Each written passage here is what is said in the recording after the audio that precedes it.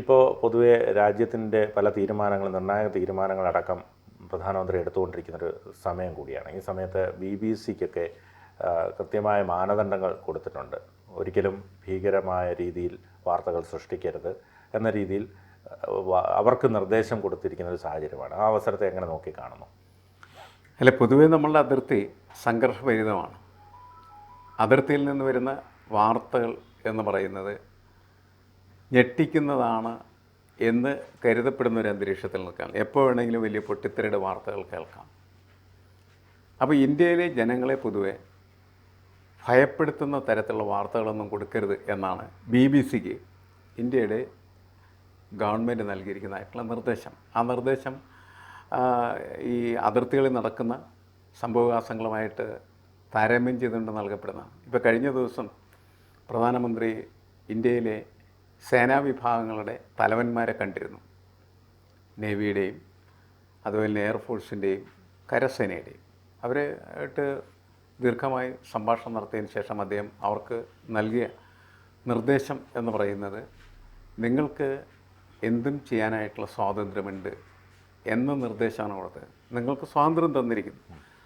സ്വാതന്ത്ര്യം തന്നിരിക്കുന്നു എന്ന് പറയാനുള്ള കാരണം എന്താണെന്ന് വെച്ചാൽ, ഇന്ത്യ ഒരു ജനാധിപത്യ രാജ്യമാണ്. ഇന്ത്യ അതിർത്തിക്കപ്പുറത്തുള്ള രാഷ്ട്രങ്ങളുമായിട്ട് സംഘർഷഭരിതമായിട്ടുള്ള അന്തരീക്ഷത്തിലെത്തിയാൽ അവിടെ എന്ത് ചെയ്യണം എന്ന് എടുക്കാനായിട്ടുള്ള ആത്യന്തികമായിട്ടുള്ള അവകാശം എന്ന് പറയുന്നത് നമ്മൾ തിരഞ്ഞെടുത്തിരിക്കുന്നതായിട്ടുള്ള ജനാധിപത്യ സർക്കാരിനാണ്. എന്നുവെച്ചാൽ നമ്മുടെ പ്രധാനമന്ത്രിക്കും ക്യാബിനറ്റിനുമാണ് അതിൻ്റെ ആത്യന്തികമായിട്ടുള്ള അവകാശം.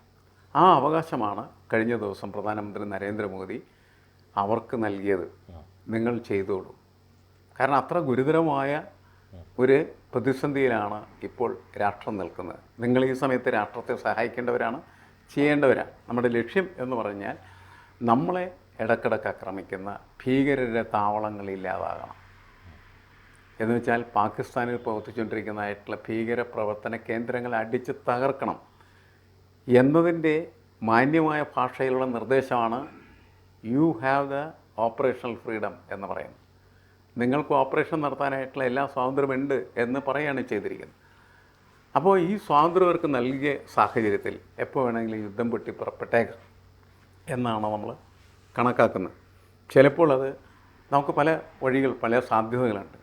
നമ്മളുടെ ഏറ്റവും ആദ്യത്തെ നമ്മളുടെ ഒരു ഇടപെടൽ നടത്താവുന്നത് വ്യോമാക്രമണം നടത്തുക എന്നുള്ളതാണ്.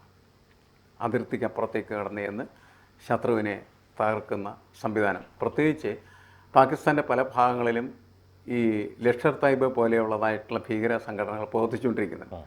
അതെവിടേക്കാണെന്ന് കൃത്യമായിട്ട് നമ്മളുടെ സേന സ്പോട്ട് ഔട്ട് ചെയ്ത് വെച്ചിട്ടുണ്ട്. നമുക്ക് അതിർത്തി കടന്ന് അവരെ ആക്രമിക്കാം. പക്ഷെ നമ്മൾ അതിർത്തി കടന്ന് ആക്രമിക്കാം എന്ന് പറയുമ്പോൾ തിരിച്ച് നമ്മൾ അങ്ങോട്ട് ആക്രമിക്കാൻ പോകുന്നതായിട്ടുള്ള വിമാനങ്ങളെ വേണമെങ്കിൽ പാകിസ്ഥാനെ എയ്തിടാൻ കഴിയുന്ന തരത്തിലുള്ള മിസൈൽസ് ഉണ്ട്. ആ മിസൈൽസിൻ്റെ ഹെഡ് എന്ന് പറയുന്നത് അറ്റോമിക് വെപ്പൺസായിട്ട് മാറ്റിയിരിക്കുന്നതാണ്. അണ്വായുധ മുഖമുള്ള തലയുള്ള മിസൈലുകളാണ്.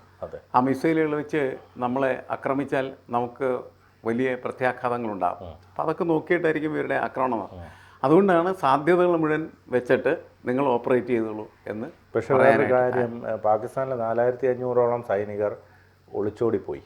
അതായത് ഇത് സൈനിക സേവനം അവസാനിപ്പിച്ച് എവിടെയാണെന്ന് അറിയില്ല. 250 ഓഫീസർമാർ ഉൾപ്പെടെ പോവുകയാണ്. അവിടുത്തെ സൈനികർക്കുൾപ്പെടെ അറിയാം അവരെ കൊണ്ടൊന്നും സാധ്യമല്ല, ഇന്ത്യ മുന്നിട്ടിറങ്ങിയാൽ ജീവൻ പോകേണ്ടി വരുമെന്ന്. അതുകൊണ്ട് ഇപ്പോൾ പുതിയ റിക്രൂട്ട്മെൻ്റ് അടക്കം നടക്കാൻ പോവുകയാണ്. അപ്പം അതുകൊണ്ട് പാകിസ്ഥാൻ നന്നായി ഭയന്നിട്ടുണ്ട്. അല്ല, പാകിസ്ഥാൻ ഭയക്കണം. പക്ഷേ പാകിസ്ഥാൻ ഭയക്കണം എന്ന് പറഞ്ഞാൽ ഇങ്ങനെയുള്ള കാര്യങ്ങൾ ചെയ്യാനായിട്ട് അവിടെ ഈ ഭീകരർക്ക് അനുവാദം കൊടുക്കുന്ന ഒരു സാഹചര്യം ഉണ്ടല്ലോ. അതിപ്പോൾ മാത്രമല്ല, ഞാൻ പല ഘട്ടങ്ങളിലും സംസാരിക്കാറുള്ളതാണ്. എന്താണെന്ന് വെച്ചാൽ, നമുക്ക് സ്വാതന്ത്ര്യം ലഭിച്ചതിന് ശേഷം ആദ്യം അവർ ചെയ്തതെന്താണെന്ന് വെച്ചിട്ടുണ്ടെങ്കിൽ, അന്ന് ബ്രിട്ടീഷ് ഗവൺമെൻറ് ഇന്ത്യയിലെ നാട്ടുരാജാക്കന്മാർക്ക് കൊടുത്തിരുന്ന നിർദ്ദേശമുണ്ട്. അവരോട് പറഞ്ഞു, ഒന്നില്ലെങ്കിൽ നിങ്ങൾ ഇന്ത്യയുടെ ഭാഗമായി മാറുക, അല്ലെങ്കിൽ നിങ്ങൾ പാകിസ്ഥാൻ്റെ കൂടെ ചേരുക. ഇത് രണ്ടും നിങ്ങൾക്ക് സ്വീകാര്യമല്ലെങ്കിൽ നിങ്ങൾക്ക് സ്വതന്ത്ര രാഷ്ട്രമായിട്ട് നിൽക്കാം, സ്വതന്ത്ര നാട്ടുരാജ്യമായിട്ട് നിൽക്കാം എന്ന് പറഞ്ഞു. അപ്പോൾ കാശ്മീരിലെ രാജാവ് ഹിന്ദു രാജാവായിരുന്നു. അവിടെ കൂടുതൽ മുസ്ലിങ്ങളുമായിരുന്നു. രാജാവ് തീരുമാനിച്ചെന്താണെന്ന് വെച്ച് കഴിഞ്ഞാൽ സ്വതന്ത്ര രാജ്യമായിട്ട് നിൽക്കാമെന്ന് തീരുമാനിച്ചു. ആ സമയത്താണ് പാകിസ്ഥാൻ എന്ത് ചെയ്യുന്നത് വെച്ച് കഴിഞ്ഞാൽ ഗോത്രവർഗ്ഗക്കാരെ നുഴഞ്ഞു കയറ്റി രാജാവിനെ ആക്രമിക്കാനായിട്ട് തുടങ്ങും. അപ്പോൾ ആ രാജാവ് ആ സമയത്ത് ഇന്ത്യയോട് സൈനിക സഹായം ആവശ്യപ്പെടുകയും നമ്മളുടെ സൈന്യം ചെല്ലുകയും അങ്ങനെയാണ് പിന്നീട് നമ്മൾ ഈ പറയുന്ന ഇന്ത്യയുടെ ഭാഗമായിട്ട് കാശ്മീർ മാറിത്തരികയും 370 വകുപ്പ് എന്നൊക്കെ പറയുന്നത് ആ സമയത്ത് എഴുതി ചേർക്കപ്പെട്ടതായിരുന്നു. അപ്പോൾ അന്ന് മുതൽ പാകിസ്ഥാൻ ഈ രീതിയിലാണ് പെരുമാറുകയും പ്രവർത്തിക്കുകയും ചെയ്തിരുന്നത്. അത് തുടരുന്നു. നമ്മൾ സഹിക്കേട്ട അവസാനം പഹൽഗാം അറ്റാക്കോടുകൂടി നമ്മളുടെ എല്ലാ നിയന്ത്രണങ്ങളും സത്യത്തിൽ വിട്ടു. പക്ഷേ നമ്മൾ നിയന്ത്രണം വിട്ട് ഭ്രാന്ത് കാണിക്കുന്നവരല്ല എന്ന് വളരെ വ്യക്തമായിട്ട് ബോധ്യപ്പെടുത്തുകയാണ് ഈ ദിവസങ്ങളിലൂടെ ചെയ്തിരിക്കുന്നത്. പ്രധാനമന്ത്രി അടക്കം ഇത്തരത്തിൽ എല്ലാ മേധാവികളുമായി ചർച്ച നടത്തുന്നു, അമിത്ഷായുമായി ചർച്ച നടത്തുന്നു. ഓരോ നീക്കങ്ങളും അവർക്ക് പൂർണ്ണ സജ്ജമാകാൻ വേണ്ടി ക്യാബിനറ്റിലടക്കം ഇക്കാര്യങ്ങൾ കൊണ്ടുവരുന്നു. സൈന്യത്തിന് പൂർണ്ണ സ്വാതന്ത്ര്യം കൊടുക്കുന്നു. ആ രീതിയിൽ വളരെ പക്വതയോടുകൂടി, അതായത് സർവകക്ഷി യോഗം വരെ വിളിച്ച് ഇന്ത്യയിലെ ജനങ്ങളെ ഒറ്റക്കെട്ടാക്കി നിർത്തി ഇന്ത്യയിലെ ജനങ്ങളുടെ തീരുമാനമാണ് പാകിസ്ഥാനെതിരെ യുദ്ധം ചെയ്യൽ എന്ന് വരുത്തുന്ന തരത്തിലേക്ക് എല്ലാ കാര്യങ്ങളും ജനങ്ങളെ കൊണ്ട് തന്നെ എടുപ്പിക്കുന്ന രീതി എടുത്തു കഴിഞ്ഞു. ഇനി പട്ടാളമാണ് ആ കാര്യങ്ങൾ ചെയ്യേണ്ടത്. അതിനുള്ള ഒരു അന്തരീക്ഷമാണ് അവരുടെ മുന്നിൽ ഇപ്പോൾ നിറച്ചു വച്ചിരിക്കുന്നത്. അതിൻ്റെ ഭാഗമായിട്ടാണ് ഈ BBC പോലെയുള്ളതായ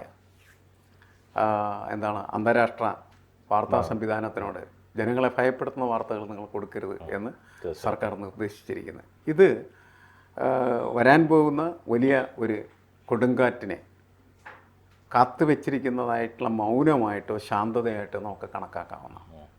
അപ്പോൾ എന്ത് സംഭവിക്കും എന്ന് നമുക്ക് ഒരിക്കലും പ്രവചിക്കാൻ പറ്റാത്ത രീതിയിലുള്ള കാര്യങ്ങൾ നടക്കുന്നുണ്ട്.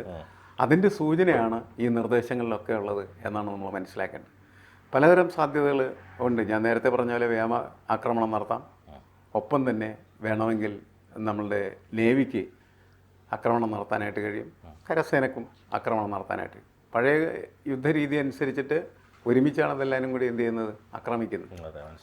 ഒറ്റയടിക്ക് എല്ലാ ഭാഗത്തു നിന്നും ആക്രമണം വരുന്ന സമയത്ത് ശത്രു പകച്ചു പോകും, പിടിച്ചിരിക്കാൻ പറ്റും. അങ്ങനെ പാകിസ്ഥാനെ പകച്ച് തകർത്ത് തരിപ്പണമാക്കുക എന്ന് പറയുന്ന ഒരു യുദ്ധ സ്ട്രാറ്റജി ഇതിൻ്റെ പിന്നിലുണ്ടാവും എന്ന് നമുക്ക് കരുതാവുന്നതാണ് ശരിക്കും. പക്ഷേ എന്താണ് സംഭവിക്കുകയെന്ന് വെച്ചാൽ ആർക്കും അറിയില്ല. എല്ലാവരും ഇങ്ങനെ എന്താണ് എന്ന് ചോദിച്ചു നിൽക്കുകയാണ് ചെയ്യുന്നത്. എന്താണ് ഒന്നും ചെയ്യാത്തതെന്ന് ചോദിക്കുന്ന എത്രയോ ആളുകളുണ്ട് സാധാരണക്കാരായിട്ടുള്ള. അതിലൊന്നൊരു കഥയില്ല. അങ്ങനെയൊന്നും ചെയ്യാൻ പറ്റുന്ന കാര്യങ്ങളല്ലത്. പിന്നെ ഈ പാക് അധിനിവേശ കാശ്മീർ എന്തെങ്കിലും പിടിച്ചെടുത്തൂടെ എന്നൊക്കെ ചോദിക്കുന്ന ആൾക്കാരുണ്ട്. ഇതൊന്നും വെറുതെ മാങ്ങ പറിക്കുന്നവർ പറിച്ചെടുക്കാൻ പറ്റുന്നതല്ല. അവിടെ ഒരുപാട് ബുദ്ധിമുട്ടുകളും പ്രശ്നങ്ങളൊക്കെ ഉണ്ട്. വളരെ സങ്കീർണമായിട്ടുള്ള ജോഗ്രഫിയാണ് അതിൻ്റേത്. അതിലേക്കൊക്കെ നമുക്ക് കടന്നു കയറാനായിട്ടുള്ള സാധ്യതകൾ ബുദ്ധിമുട്ടേറിയതാണ്. പക്ഷേ ഏത് ബുദ്ധിമുട്ടേറിയ സാഹചര്യത്തെയും മറികടക്കാൻ നമ്മൾ സജ്ജരാണ്. അതിനാവശ്യമായിട്ടുള്ള സംവിധാനങ്ങൾ നമ്മൾ മുന്നോട്ട് കൊണ്ടുപോകുന്നുണ്ട്. അപ്പോൾ എന്ത് സംഭവിക്കും എന്നുള്ളത് വളരെ ഉദ്യോഗജനകമായിട്ടുള്ള മനസ്സുമായിട്ട് നമ്മുടെ ആളുകൾ കാത്തിരിക്കുകയാണ് ചെയ്യുന്നത്. ഇപ്പോൾ കേരളത്തിലൊക്കെ ഇരുന്ന് നമുക്കിങ്ങനെ സംസാരിക്കുന്ന ഒരു ബുദ്ധിമുട്ടില്ല. കാരണം യുദ്ധം വന്നാൽ നമുക്കായിരിക്കില്ലല്ലോ പെട്ടെന്ന് പ്രത്യക്ഷത്തിൽ പ്രശ്നങ്ങളുണ്ടാക്കുക, അതിർത്തി സംസ്ഥാനങ്ങൾക്കല്ലേ എന്നൊക്കെ നമ്മൾ വിചാരിക്കുന്നതാണ്.